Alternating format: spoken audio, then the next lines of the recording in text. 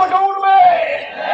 ইসলামের চূড়ান্ত বিজয়, তামাম পৃথিবীর সমস্ত তাগুতি শক্তি ঐক্যবদ্ধ হয়ে রুখে দাঁড়াতে পারবে না ইনশাআল্লাহ। মুহতারাম হাজিরিন,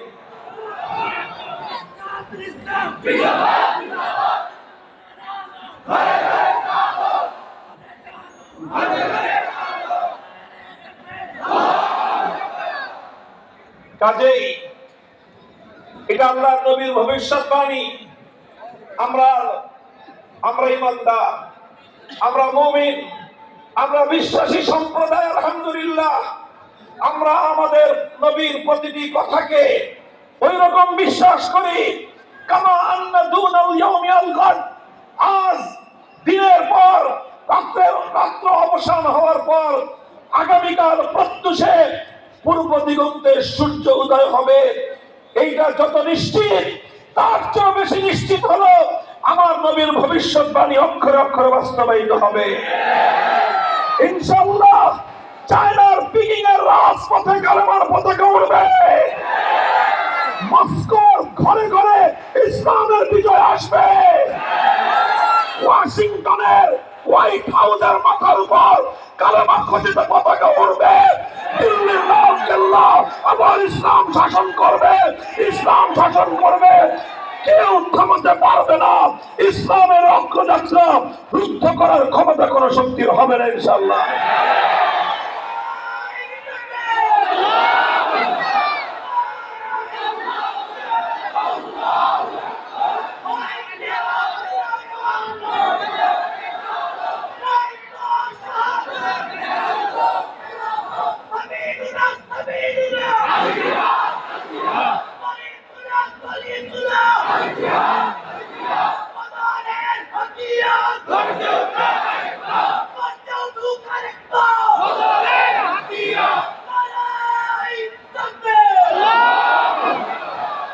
সুতরাং আমাদের দুটি গন্তব্য, একটা হলো প্রত্যেক ব্যক্তির পার্সোনাল গন্তব্য, তার ব্যক্তিগত গন্তব্য। আমরা চলতে থাকবো, আল্লাহর দ্বীনকে নিয়ে সামনে অগ্রসর হব। দ্বীনের পথে চলতে চলতে যদি কোনোদিন জালিমের বুলেট আমার বুকে বিদ্ধ হয়, কোনোদিন যদি আমি আল্লাহর রাহে শাহাদাতের সুজা যদি আমার সামনে চলে আসে, আমি যদি অবস্থায় বুলেট বিদ্ধ হয়ে আমার লাশ খোদার জমিনে যদি পড়ে যায়, মরতে মরতে লাশ পড়ে যাওয়ার সময়ও হামাগুড়ি দিয়ে দ্বীনের ঝান্ডা নিয়ে আমরা সামনে অগ্রসর হব। হাত্তা ইয়াকুনা মুনতাহাহুল জান্নাহ।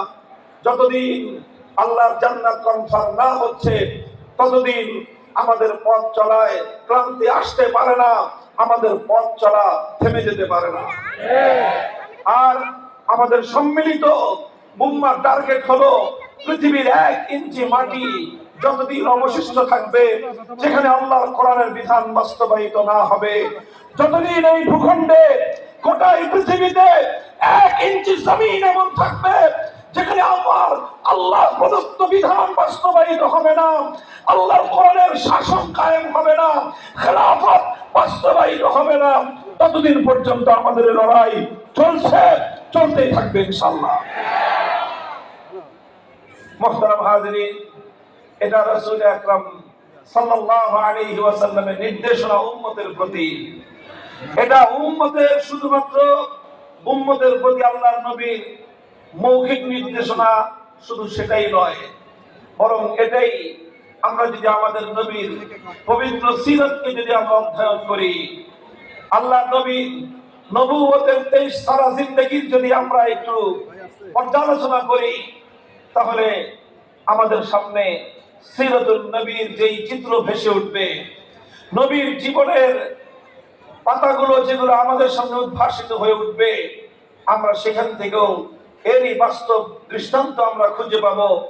নবী আকরাম সাল্লাল্লাহু আলাইহি ওয়াসাল্লাম তার জীবন চলার পথে কোন স্তরে গিয়ে থেমে যাননি, বরং প্রতিটি স্তর অতিক্রম করার পরে সামনের টার্গেটকে সামনে রেখে নবীজি দুর্বার গতিতে সামনের দিকে অগ্রসর হয়ে গিয়েছেন।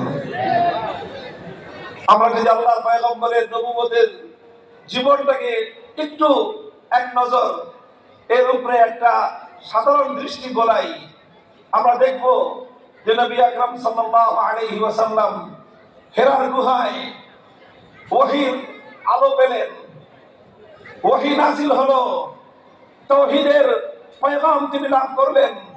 আল্লাহর পক্ষ থেকে হুকুম হলো, হে নবী, আপনি আল্লাহর এই একত্ববাদের পয়গাম দুনিয়ার মানুষের কাছে আপনি প্রচার করুন।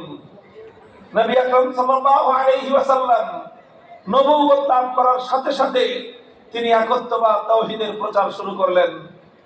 তিনি মক্কায় গোটা মক্কাবাসীকে একত্রিত করলেন, তাদেরকে বললেন, ইয়া আইয়ুহান নাস কুলু লা ইলাহা ইল্লাল্লাহ তুফলিহু।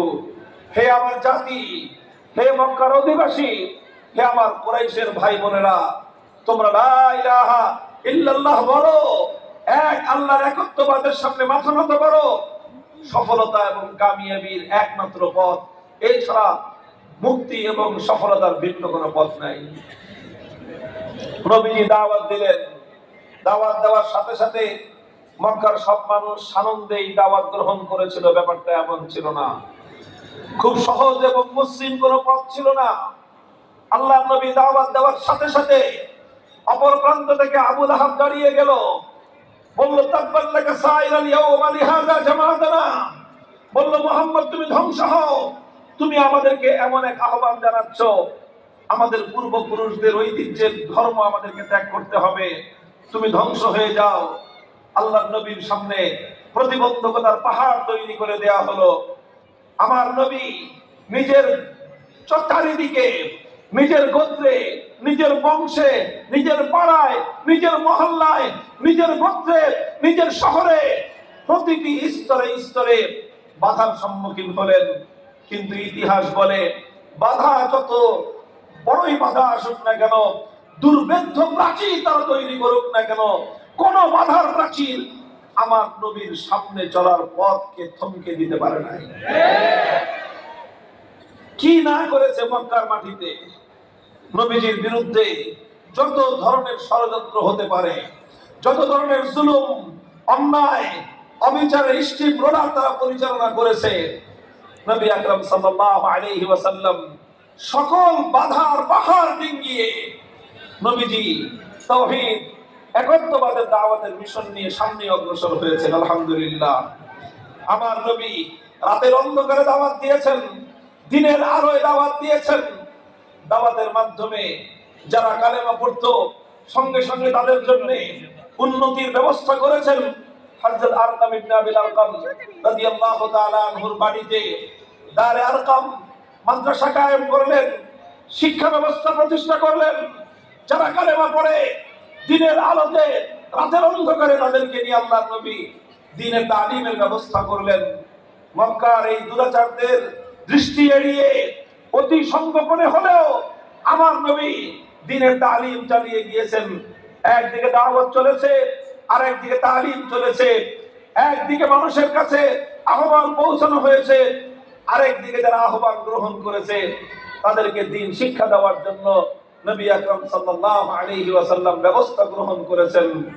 পথ চলেছেন, থমকে যান নাই, পথ চলেছেন। নবীজি কোনদিন বাধার সামনে মাথা নোয়ান নাই। মক্কার কুরাইশরা জুলুম, অত্যাচারের স্টিম রোলারগুলো পরিচালনা করলো। নবীজির হাতে হাত রেখে যে সকল সাহাবায়ে কেরাম দ্বীন গ্রহণ করেছিলেন, তাদের উপর কি বর্বর নৃশংসতা পরিচালনা করা হয়েছে ইতিহাস আমরা সকলেই জানি।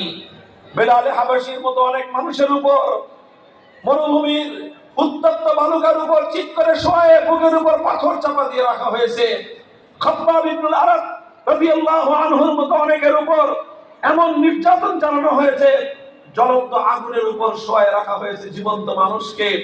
সেই আগুনের চামড়া পড়েছে, গোশত পড়েছে, হাড্ডি পর্যন্ত সে আগুন পৌঁছে গিয়েছে। চামড়া, গোশত, চর্বি গলে গলে সে আগুন নিভে গিয়েছে, কিন্তু পাষণ্ডদের হৃদয়ে এতটুকু দয়ার উদ্রেক হয়নি।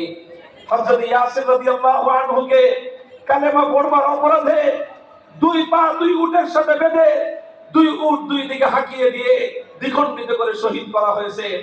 ওনার স্ত্রী হযরত সুমাইয়া রাদিয়াল্লাহু আনহাকে তলপেটে বিষাক্ত বল্লম মেরে জাহাল নিজে হত্যা করে শহীদ করেছে। তাদের সন্তান হযরত আম্মার রাদিয়াল্লাহু আনহুকে পায়ে দড়ি বেঁধে মাথা নিচের দিকে দিয়ে কূপের মধ্যে ঘন্টার পর ঘন্টা ঝুলিয়ে রেখেছে। ইতিহাসের বর্বরতম সকল অধ্যায়গুলো মক্কার মাটিতে রচিত হয়েছে। সাহাবায়ে কেরাম আল্লাহর নবীর সঙ্গে জীবনের সকল অন্যায় অবিচারগুলো তারা বরদাস্ত করে নিয়েছেন, কিন্তু নবীজি কোনোদিন এতটুকু দুর্বলতা প্রদর্শন করেননি। সাহাবায়ে কেরামও কেউ এক চুল পরিমাণ পিছপা হয়নি। শুধু সাহাবীরা নির্যাতনের সম্মুখীন হয়েছেন তাই নয়, নবীজি নিজেও বাইতুল্লাহর সামনে নামাজ পড়তেছেন, আবু জাহাল পেছন থেকে এসে গলায় গামছা পেঁচিয়ে নবীজিকে শ্বাসরুদ্ধ করে হত্যার চেষ্টা করেছে। নবীজি সিজদায় লুটিয়ে পড়েছেন। উকবা ইবনে আবী মুআইত উটের ভুঁড়ি এনে আমার নবীর মাথার উপর ছুঁড়ে মেরেছে। নবীজি মাটি থেকে মাথা তুলতে পারেন না, এমন দুরবস্থার সম্মুখীন হয়েছেন।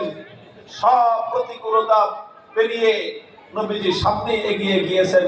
কোনদিন এই অত্যাচার, এই জুলুম, এই নির্যাতন, এই হত্যাকাণ্ড, এই রক্তের স্রোত কোনো কিছু আমার নবীকে তার অভিষ্ট লক্ষ্য